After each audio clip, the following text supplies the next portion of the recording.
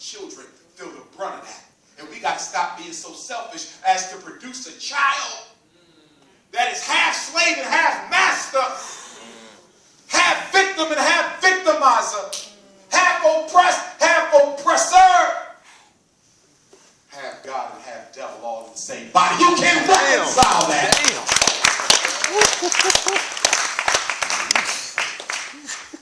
I do therapy with them. They cry, Dr. Umar, I don't know where I fit in that. Dr. Umar, I don't know what I am. I feel black, but black folks don't trust me. I know my mom and my daddy white, but I get funny treatment when I'm there. I used to date a biracial sister when I was in the Garvey movement in Philadelphia. She was in the Garvey movement. She talked about how her grandmother used to talk about how nappy her and her biracial sister's hair was. How Christmas time would come around and white grandma would buy gifts for all of the all-white grandkids and leave the black ones nothing. So don't tell me we in a post-racial society. Ain't nothing post-racial about America. And I just hear about that brother whose body they found rolled up in the carpet with his eyelids cut off and skin peeled off. He was dealing with a white woman. I don't know for sure if that's the reason that happened. But I ain't heard another good explanation come up yet. And what black men need to understand is the only women you're allowed to be with anyway are the ones the other white men don't want. I'm not being disrespectful. This is real. That's right. Michael Jordan's wife didn't want her, want him. She wanted Donald Trump. But he wasn't available, so I got to go get Mike. Kobe's wife didn't want him. But see, with rich white men, they don't even marry certain types of white women. You got to have a certain last name and be of a certain family. They don't play that mess. But the rich black man will go for anything that looks something like something other than our mothers do. Do you not know that that whole biracial thing is about a black man who hates what he looks like in the mirror, and so he wants to slowly kill his complexion through the next generation? Wash my daughters so they can be white as snow. Wash my sons. I had to have a conversation with some white mothers of black children the other day. I said, you're not helping your son by telling him he's biracial. Your problem is you don't want to admit that a black baby came out of that white womb. And you need to admit it, because raising that boy to think he's biracial is going to cause all kinds of problems, because one day somebody white, not black, one day somebody white is going to let him know that he ain't white and shatter his whole identity because his mother doesn't want to admit she gave birth to an African child. This is the reality. Being a therapist, I get to see these types of things. Now, this is Black History Month, started by Carter G. Woodson, close friend of the Honorable Marcus Garvey while Mr. Garvey was in jail. Carter G. Woodson started Negro History Week, which became Black History Month. I refer to it as Pan-African History Month because I'm not into just celebrating Africans here. I'm a global people. But there's people saying we don't need to study black history no more because we have a black president. Now, isn't it interesting, because when John F. Kennedy got elected president, I never heard a single Irish person say, we don't need St. Patrick's anymore. I ain't hear a single Irish person say, we don't need to study Irish history no more because we got an Irish president. Don't you let nobody make you think that progress for one black elitist automatically means progress for the whole race. And this is how they like to control black people. Well, look at Oprah. She's a billionaire. How dare you blame racism? Oh, really? How many Oprahs can you show us, though? How many Cosbys can you show me? How many Bob Johnsons can you show me? See, in order for white supremacy to legitimize itself, it must let some of us succeed.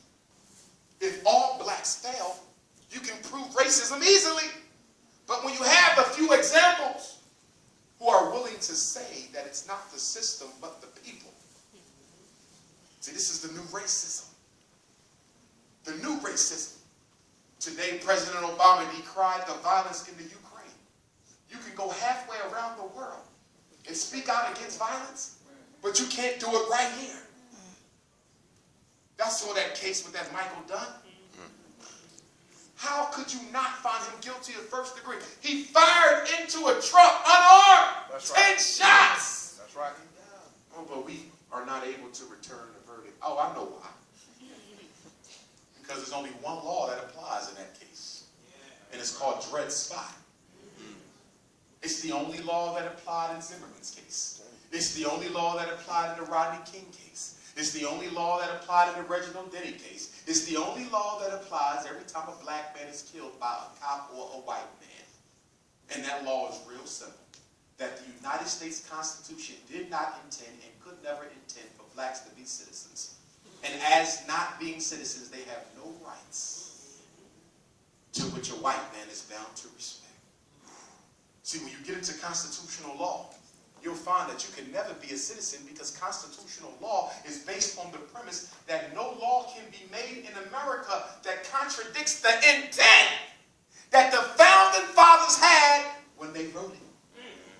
So if George Washington believed that Africans were inferior to Europeans, and if Thomas Jefferson and Alexander Hamilton and Ben Franklin and Benjamin Rush, if they felt that Africans were not humans and could never be citizens, and they felt that when that Constitution was written, no law is legal if it contradicts the premise that blacks are not human beings.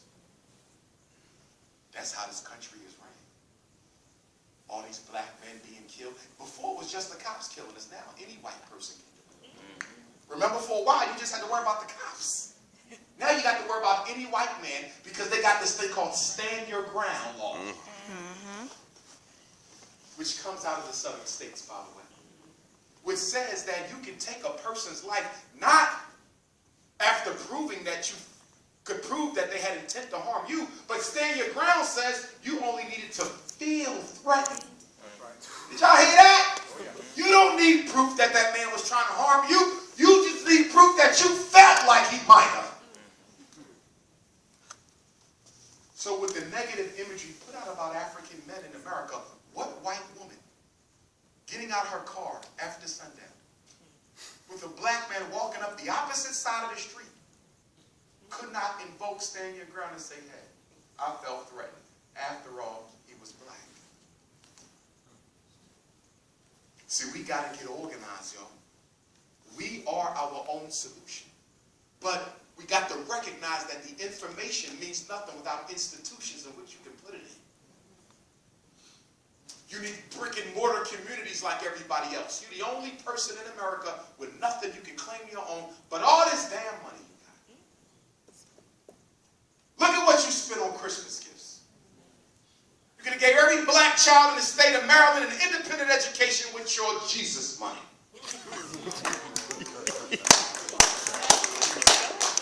I'm not talking about your belief in Jesus, the black Christ. I'm talking about your belief in Jesus, the white Christ. Good old white Jesus. Talking about slavery is over. You go to a church that's worshiping a white criminal.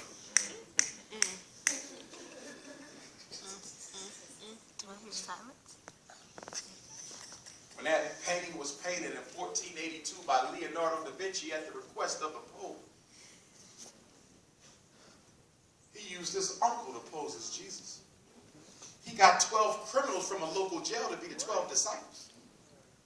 You don't believe in God, you believe in a damn devil. And you let your children grow up on that image. And one thing about the mind, because pastors ask, Dr. Umar, what does the color matter, son? Pastor, do you not understand that the brain is a symbol-creating machine? Do you not understand that the human psyche is an associating mechanism? If a child grows up seeing God in the image of the oppressor, he learns naturally in front of all white people to be subservient and docile. Because every white person is a symbol of the Almighty God. There's no way you can separate Jesus on Sunday from white man on Monday. And then your child makes the conclusion that if Jesus is white, maybe that explains why all the cops are white. Maybe that explains why all of the senators are white. Maybe that explains why the Supreme Court is white. If God is white, maybe white folks are blessed. And if white folks are blessed, then naturally their opposite must be cursed. See, many of you are stuck in your ways. The human personality is largely fixed at the age of 5. You're not likely to change who you are ever at 18. And if you still got a Willie Lynch chip at 35, well, you're going to have that until you leave. So what is my solution to this? We heard you, Doc. Sounds good, but we've heard other speakers come. What makes you so different, sir? Are you just going to be another scholar pimp that writes books and gives speeches to a tune of millions of years? Talk black, think green, and live white? You're just going to be another one who comes up here with a big dashiki on and give a big speech and then go back to a white suburb with a son married to a white woman? Or are you going to be one of those? Or do you have something different? Because after all, you said at the start of your presentation tonight that we got to change the paradigm. So how are you going to get us out of this lecture model of leadership? Because see, this thing is based on church. It's churchical. And I'm not no damn pastor. So we got work that we got to do. My mission, my way to contribute to this, is I'm going to build a school for our young people. The Frederick Douglass and Marcus Garvey RBG Leadership Academy for the boys, and the Anna Douglass and Amy Garvey RBG Leadership Academy for the girls. It will not be a charter school. I do not want a charter school. Dr. Umar, why don't you want a charter school? You're a former school administrator. You have a principal certificate. They will give you charter schools all over the country. Yes, they would, and sabotage the hell out of my progress. My school is going to be independent. I'm not going to have the local school board coming and telling me that I don't have enough white teachers and I'm not teaching the right curriculum and I haven't properly infused gay studies into my social studies. I'm not doing that. I'm not sending my test scores up to the State Department of Education so they can score my test, and even though my kids score high, they come back with a result that says they scored low because nobody's in the room when they're doing the scoring. Do you not know in 2013 we heard more Afrocentric charter schools closed down in America than any other year since 1990 when they started? That's not a coincidence. Half them schools were not failing, but they wanted them shut. So they claim that they failed. And you're not even allowed to challenge the test score. You're not even allowed to ask for the score sheet. Furthermore, I know that they're using black charter schools to gentrify the white communities. Excuse me, gentrify the black community. Do you know that the charter school is the new face of white racism? They've opened up charter schools all in Baltimore, all in Philadelphia, all in New York. But see, especially Chicago and Philadelphia are the two most aggressive charter schools. Philly has the most charter schools in the country. I know because I test their special ed kids. Okay? So you say, well, Dr. Umar, show me how they're using charter schools to push black people out their neighborhood. It's real simple. Most charter schools in America are opened by white people, not black people. When that white person comes into inner city Baltimore and open up a 500-student charter school, she's going to need about 30 teachers, 30 staff. You think she's going to come to your neighborhood and get it? She's going to get it from her neighborhood. She's going to sprinkle it with some pepper because she's not looking at it.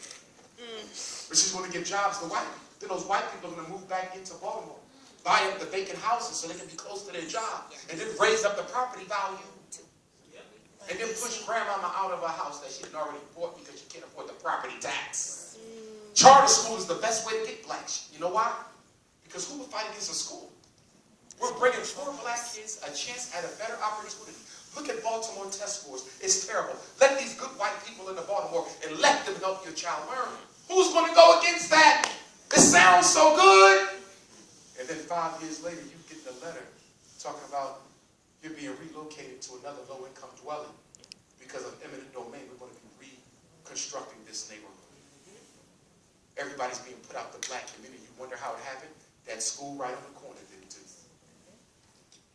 That school right on the corner did it too. I was in Jackson, Mississippi not too long ago with Mayor Chipway Lamone, one of our sincere, legitimate freedom fighters. Brother spent time fighting for Assata Shakur, Tupac, so forth and so on. He actually rewarded me by giving me my own day. There's a Dr. Umar Johnson Day in Jackson, Mississippi now. But we was at the football game. I was the guest of the president of Jackson State. So we're watching the football game, and this white woman comes over to me and said, I overheard you say that you was a psychologist. You know, they listen real well.